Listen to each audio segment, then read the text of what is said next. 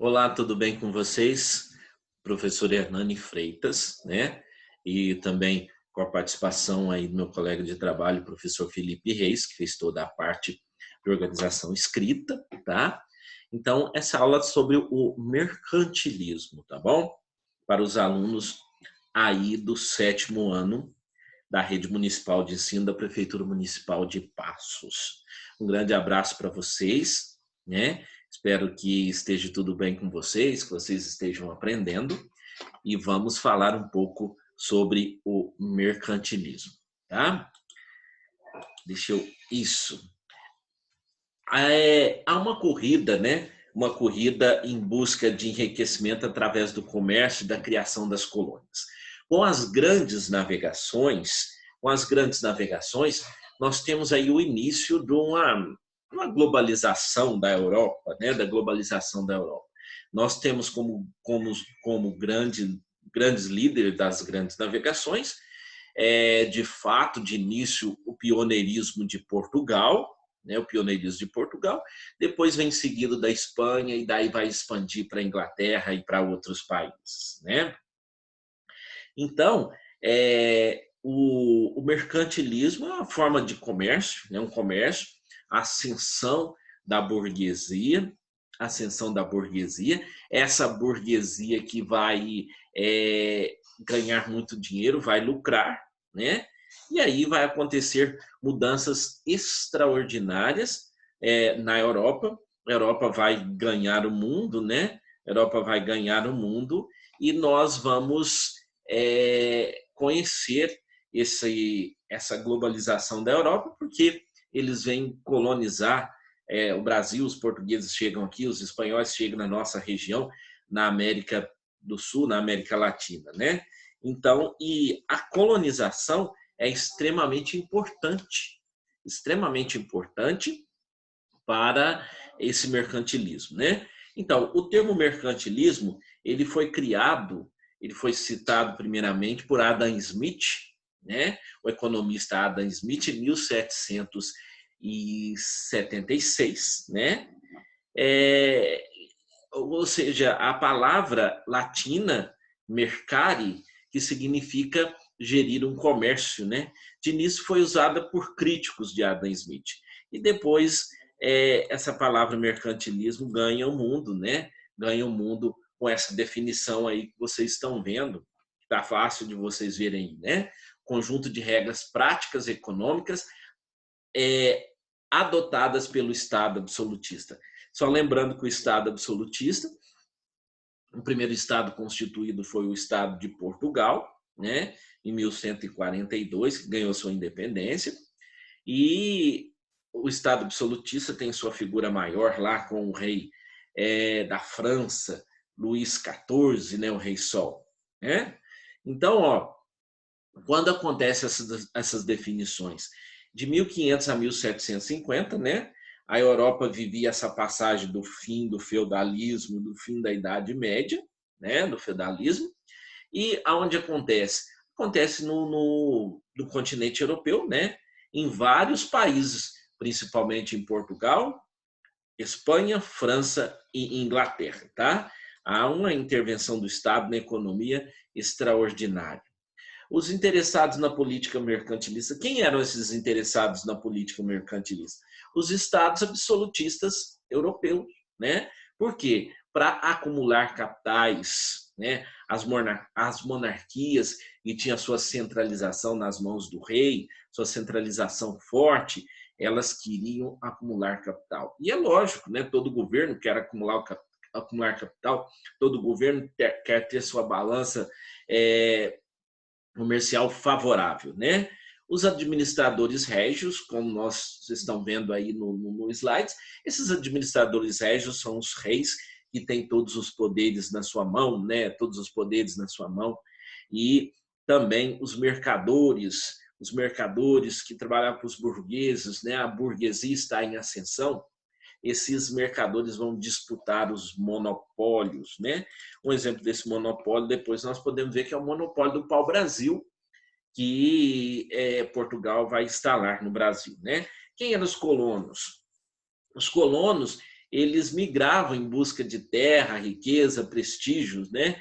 Por exemplo, nós temos os colonos que vieram de Portugal para o Brasil, que vai para as outras terras descobertas, outras terras colonizadas, né? E a igreja? O que a igreja estava inserida nesse contexto?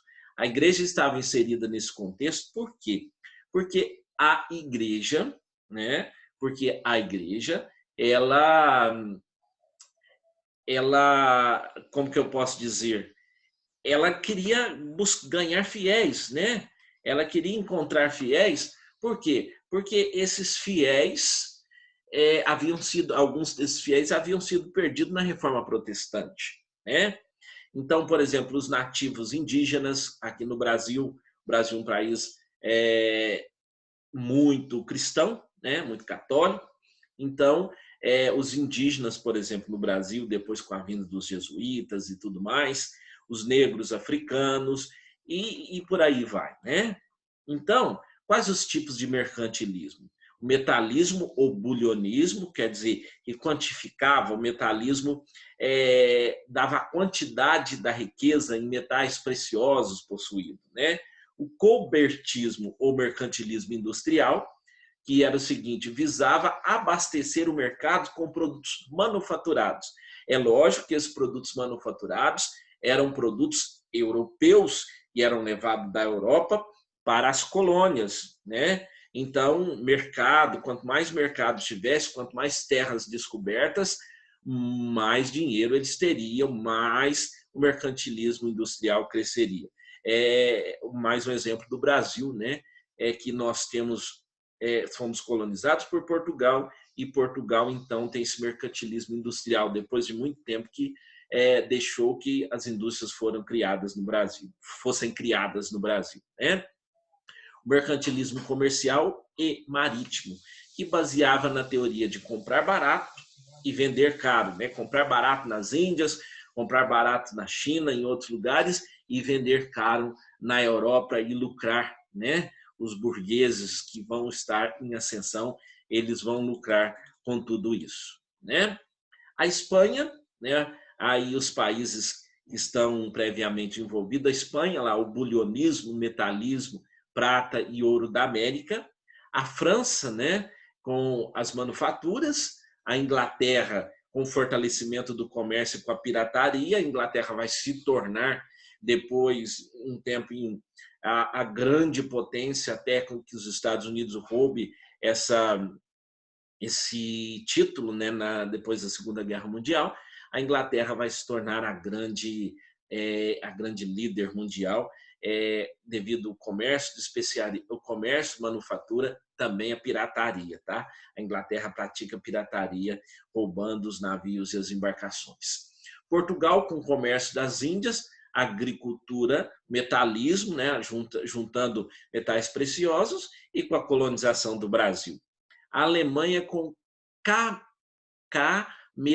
cameralismo, o camer, trigo, né? Com o trigo, com a distribuição do trigo. E a Holanda com o comércio de manufatura, né? Vocês estão vendo essa pintura aí, que é bom, essas pinturas nas gravações, porque ilustra bem, né?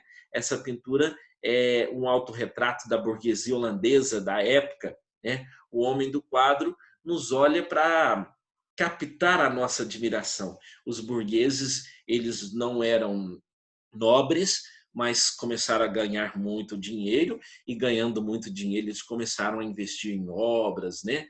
Em obras de artes e são chamados de mecenas, né? Mecenas e contribuíram muito para essas características. As características do mercantilismo: acúmulo de metais preciosos, que nós chamamos de metalismo. Balança comercial favorável, quer dizer, exportar o máximo possível, né? Quando você vende mais, você tem mais dinheiro em caixa. O protecionismo, né? Cada país protege as suas atividades comerciais, né? Com taxas alfandegárias, porque se liberassem os países, eles seriam como que eu posso dizer, se não tivesse taxa nenhuma, os países venderiam os produtos mais baratos, não deixando que o produto nacional de cada país fosse vendido. O estímulo às manufaturas, né, que facilitava a importação, as importações das matérias-primas, incentiva a expansão marítima, com os monopólios comerciais, o pacto colonial, produção complementar e incentivo à natalidade, quer dizer, quanto mais pessoas tivessem, quanto mais filhos tivessem, melhor, porque mais mãos para trabalhar, mais trabalhadores, não é verdade? Então, e aí você vê aí o mercantilismo, né? Você vê aqui, ó, o mercantilismo é fácil de se localizar, por exemplo, o mercantilismo, com característica do Estado absolutista, o rei forte, né? Apoia o Estado absolutista, que apoia o mercantilismo, que apoia os negócios da burguesia, o Estado que sustenta os nobres, né? E o mercantilismo barreiras alfandegárias, estímulos à expressão marítima, aumento da população, incentivo às manufaturas. E quais eram os objetivos desse mercantilismo? Reforço do poder nacional, metalismo, né, entesouramento, quer dizer, acumular riqueza em forma de metais preciosos, e a busca da balança comercial favorável, quer dizer, exportar mais, vender mais os produtos. Porque toda vez que você compra, você perde dinheiro, porque você tem que pagar. Então, quando você exporta, quer dizer que está entrando mais dinheiro no país, né? E quem que apoia o Estado absolutista, né? Sustenta a nobreza, que quase não paga imposto, ou não paga imposto nenhum. Os burgueses, que pagam impostos, estão em ascensão, né? E aí, ó, mais uma vez, os objetivos: metalismo, fortalecimento do poder real, né? E os meios: protecionismo, colonialismo, pirataria, balança comercial favorável. Então, repetindo, para que você mentalize mentalize, né, e guarde na memória essas, essas características. A consequência da política mercantilista, né? Então, ó, desenvolvimento das metrópoles pela exploração de metais preciosos, né? Quer dizer, eles pegavam essas riquezas, por exemplo, vamos dar exemplo de Brasil, né? Portugal levava as riquezas brasileiras para a capital, para Lisboa, essas riquezas eram aplicadas lá, enquanto nós ficávamos com o mínimo de lucro ou com quase nada, né?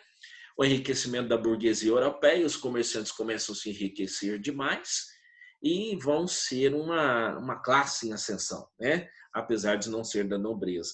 Mas com o absolutismo, os reis começam a fazer com que esses burgueses começam a participar dos governos, até porque eles têm dinheiro, né? E quando tem dinheiro, você sabe. O aumento da matéria-prima, né, que vinha das colônias, pegava a matéria-prima que vinha das colônias e depois industrializava isso e vendia para as colônias mais caras, né? O crescimento do mercado consumidor, quanto mais colônias tivessem, mais mercados consumidor ia tendo, e o progresso agrícola, né? Aumentando a população, tinham que aumentar aí o progresso agrícola, né? Esse é um navio mercante do século XVII, né? Repare que, apesar de servir de comércio, ele está cheio de canhões também, porque ao mesmo tempo em que eles levam mercadoria, em que eles fazem o comércio, eles também usam esses navios para conquistar novas terras, né? Então, o mercantilismo facilitou o enriquecimento dos burgueses, que mais tarde destruiria o Estado absolutista, né? Porque o rei começa a deixar de lado os burgueses e começa a fortalecer muito seu poder, e provocou a acumulação primitiva de capitais. O que é acumulação primitiva de capitais? O acúmulo de riqueza nas mãos das pessoas. Por isso nós temos as desigualdades sociais, né? As desigualdades sociais. No Brasil isso é bem nítido, né? Um pequeno grupo tem dinheiro demais e uma grande população tem pouca renda, pouco dinheiro, né? Então, é isso sobre o mercantilismo. Espero que vocês tenham entendido. Caso fique alguma dúvida, recorra ao seu professor de história, tá? Faça as perguntas necessárias ao seu professor de história e, seguindo junto aí, tem alguns sites que você pode pesquisar. E você que tem seu livro didático aí, você pode pesquisar no seu livro didático também, sobre o mercantilismo, sobre o comércio e sobre a burguesia e tudo isso, tá bom? Um grande abraço para vocês. E nós vamos encerrando essa aula aqui. Espero que vocês tenham aprendido bastante. Um grande abraço.